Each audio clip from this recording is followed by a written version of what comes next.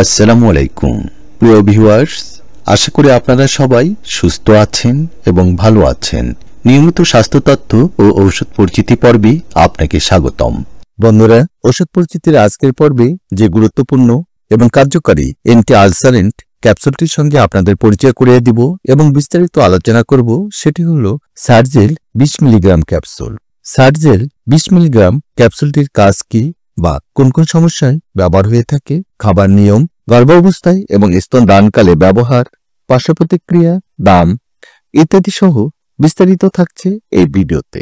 ভিডিওটি শুরু করার আগে আপনার কাছে ছোট্ট একটি আবেদন।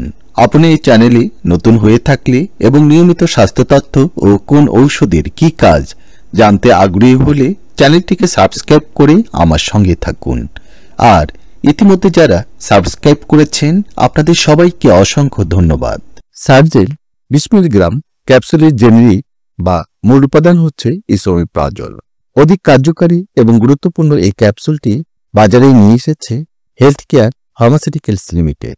সার্জেল সাধারণত গ্যাস্ট্রিকের ব্যথা, অ্যাসিডিটি, বুক জ্বালাপোড়া, বদহজম, পেট ফাঁপা, টক ডেকুর, চুকা ডেকুর, গ্যাস্ট্রিক ও duodenal ulcer, gastro oesophagus reflux, Zollinger Ellison syndrome, erosive oesophagitis সহ যে কোনো ব্যথানাশক ঔষধ সেবনের ফলে সৃষ্ট গ্যাসের সমস্যায় ব্যবহার হয়ে থাকে। অ্যাসিড সম্পর্কিত dyspepsia, duodenal ulcer, Helicobacter pylori নির্মূলে পিপল থেরাপি হিসাবে একজন চিকিৎসক সফলতার সাথে এই ঔষধটি ব্যবহারের পরামর্শ দিয়ে থাকেন। ইসোমেপ্রাজল একটি প্রোটন পাম্প ইনহিবিটর, যা গ্যাস্ট্রিক টাইটাল কোষে অবস্থিত গ্যাস্ট্রিক হাইড্রোজেন পটাশিয়াম এনজাইম সিস্টেমের সাথে যুক্ত হয়ে পাকস্থলীতে অ্যাসিড নিঃসরণে বাধা প্রদান করে এবং অধিকতর অ্যাসিডকে নিয়ন্ত্রণ করে।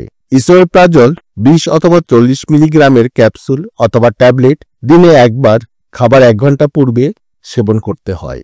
তবে রোগের ধরন এবং তীব্রতার উপর নির্ভর করে একজন চিকিৎসক ডোজ এবং মাত্রা নির্ধারণ করে থাকেন। গর্ভাবস্থায় অবশ্যই একজন চিকিৎসকের পরামর্শ অনুযায়ী এই ঔষধ সেবন করা উচিত। স্তনদানকারী মায়েদের জন্য তথ্য হল, এই ঔষধ সেবনকালীন সময়ে বাচ্চাকে বুকের দুধ খাওয়ানো উচিত নয়। পার্শ্ব প্রতিক্রিয়া হিসাবে ইসোমেপ্রাজল সেবনে মাথা ব্যথা, ডায়রিয়া, বমি, বমিভাব, তলপেটে ব্যথা বা কোষ্ঠকাঠিন্য দেখা দিতে পারে। এছাড়াও যারা ইসোমেপ্রাজলের প্রতি অতি বেশি সংবেদনশীল তাদের এই ঔষধ সেবন করা উচিত নয়। সতর্কতা হিসাবে ইসোমেপ্রাজল ব্যবহারে পূর্বে অবশ্যই ম্যালিগন্যান্সির সম্ভাব্যতা যাচাই করে নিতে হবে, তা না হলে রোগের লক্ষণ সমূহকে ঢেকে দিয়ে রোগ নিরূপণে বিলম্ব ঘটাতে পারে। প্রতিটি 20 মিলিগ্রাম সার্জেল ক্যাপসুলের বর্তমান মূল্য 60 টাকা মাত্র। বন্ধুরা, আমাদের এই চ্যানেলে আমরা নিয়মিত স্বাস্থ্য বিষয়ক পরামর্শ ও গুরুত্বপূর্ণ ঔষধগুলির রিভিউ দিয়ে থাকি। আপনি যদি নিয়মিত স্বাস্থ্য তথ্য ও কোন ঔষধের কি কাজ জানতে আগ্রহী হন তাহলে চ্যানেলটিকে সাবস্ক্রাইব করে নতুন নতুন ভিডিওর আপলোড পেতে আমাদের সঙ্গে থাকুন।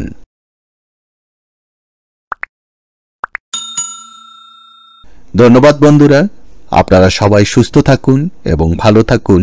আল্লাহ হাফেজ।